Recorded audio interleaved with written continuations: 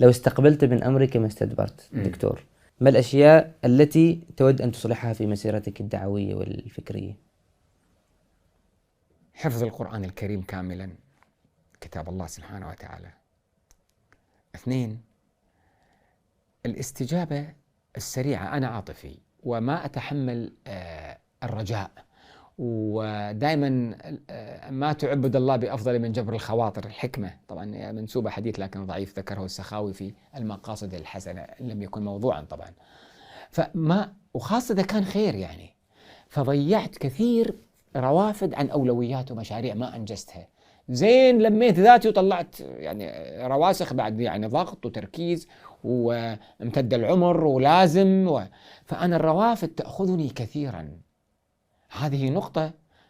ولذلك علي الطنطاوي قال: لو استجبت لكل دعوة ولكل عزاء ولكل عرس ولكل وليمة ولكل رجاء لما أنتجت هذا الذي أنتجت ولم أكون العلم الذي كونت. فهذه أيضا نقطة ثانية. النقطة الثالثة أيضا، فاتني كثير من العلماء الأفاضل الذين كان بالإمكان أن أزورهم وأخذ منهم علما وأخذ منهم إجازات، لكن راح هذا الشيء بالاعتماد على القراءة الشخصية الفكرية الزائدة يعني.